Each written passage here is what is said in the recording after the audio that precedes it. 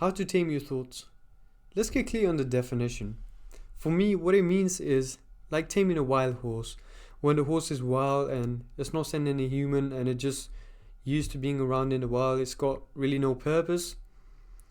And you try and go and tame it, it's disrespectful, it's kicking you, it's going away from you, it's hurting you, it's injuring you. And it's doing all sorts of things to you, it's being reactive. That's like your thoughts right now. And the goal is to tame it so that it respects you, it's familiar with you. It's ready whenever you want to use it, whenever you want to go anywhere with it. You let it rest when it needs to. And it's your superpower, like it doesn't do any kind of bad things to you. It's there when you need it, it's always constructive, it's always working for you. That's what I mean by taming your thoughts. It's always there, you can use it anytime. It doesn't do any harm to you, it does go into negative spiral when you don't want it to. Let's say you're doing some kind of work and you need creativity. And you can just think and you'll be creative.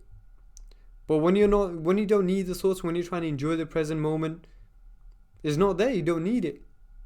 And it's not reactive, it's like, you can use it, it's like any other skill, like it's like riding a bicycle. When you're not riding a bicycle, you still know how to use it, but you're not using it, you're not thinking about it, it's just there. But when you need to use it, when you need to ride a bicycle, you can use it anytime. I believe taming your thoughts is exactly like that. You can use it anytime. But when you don't need it, it doesn't come up to the front of your mind. Right? So how do you go about that? So first off, we need to get clear on exactly when you want to tame your thoughts first. You need to, obviously your goal is to tame your thoughts 24/7, right? That's with everyone. But before we can get to that end goal, we need to set a initial goal. For example, what is that biggest thing in your day-to-day life that's hindering you the most? That thoughts is having the biggest impact. For example, for most people, it's when they wake up, they're on their phone, they become reactive to whatever they consume, maybe like social media or whatever, and they go on a negative spiral. They start thinking about how they're broke, they ain't got no money, they can't do nothing, and they're watching all these people like thrive, and they're just feeling bad, and these thoughts just popping up, making them feel like shit, and they can't really do nothing. So that would be the biggest thing that they could work on at that very moment. That would have the biggest impact. And then obviously once you sort that out, you could go into other things until it becomes your nature to use the thoughts only when you want it. It becomes a skill. So how do you go about fixing it then?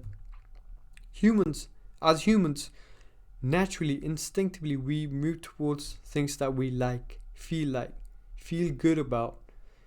And I'm not talking about pleasure, because pleasure is definitely just dopamine in you. Feeling good, it's just like a high vibration. It's like your whole body experience. It's not just dopamine. It's just not like eating sugar. Right? So, most of the time when people have those negative thoughts, it's usually because of a fear. What do you fear? Really understand that. What do you fear? Like, go deep into it. If you don't do this, then this video is going to be completely pointless for you.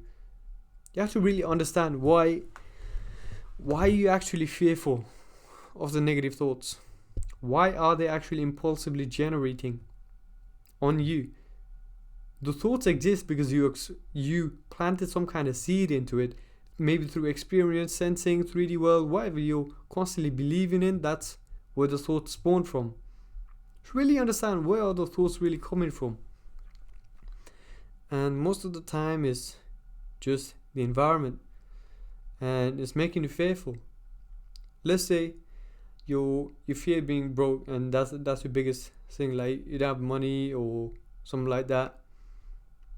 What can you do right now that's gonna make you feel better? That's gonna get you relief. And I'm not talking relief by use of substances. I'm meaning generally, for some people it could be finding a job. For some people it could be a means of researching into business, a side hustle they could be doing. If you're already doing that, then it could be doing more work towards it. At least that feels better than just sitting there and being reactive to your thoughts. And you kind of tamed your thoughts already. Realize that. So the next step, you're doing something, but what could you do now that feels even better? Again, I'm not talking about any kind of substance or dopamine or any kind of social media, because it has negative effects. Like it doesn't feel good. It's just dopamine, man. You gotta realize the difference between feeling good and dopamine, and move towards it. And every time you do that, you realize your thoughts are going to be aligned, and your thoughts patterns are going to be changing. They're going to be shifting. You're going to start believing into new things because you're feeling good, and your vibration is attracting things that align with your goal, your destiny, whatever you're working towards. And you start feeling even better. And sooner you realize your thinking is more controlled. Like, you're constantly feeling good and you're present. You realize you never worked towards being present, but now you're starting to be present. Think about when you're running at the gym, right? You're running, you're trying to get a fastest time, you're trying to run as fast as possible. And at that time, the only thing in your mind is, oh shit, I'm trying to breathe, man. Like, I'm trying to get this, man. I got that goal to it. I'm just trying to run. And when you go fast enough, there's nothing. Like, you're just fully present in running. It's just like that. When you start working towards feeling good, again, no any kind of dopamine or substances or anything like that. I'm talking about genuinely feeling good. Your body, your vibration raises. Your thoughts are automatically tamed. The more you do that, the more your thoughts are automatically tamed, and they're going to reflect into the other things that you do in your life, your studies, or your business, or if you've been stuck in a negative spiral, or your relationships or anything like that. Everything's going to raise because your vibration, your rage, and thoughts become things. So your new thoughts are becoming new things, and you're creating a new reality. So the goal of taming your thoughts has entirely changed. Your taming your thoughts has already become a reality without even kind of working towards it. Your goal was, you initially, because you're watching this video, your goal was to tame your thoughts, but you've diverted away from that goal, but you still reached that goal while reaching other goals. Does that make sense? This taming your thoughts has become a side effect and has been working towards you for good, for your good. Really deep it, man. If you don't deep it, then you're gonna get nothing out of this video. Maybe watch it again. Maybe really try and understand it. Some people, you can watch it 5 times, but you want to understand it. But you might understand it in 3 months time, 6 months time, 12 months time.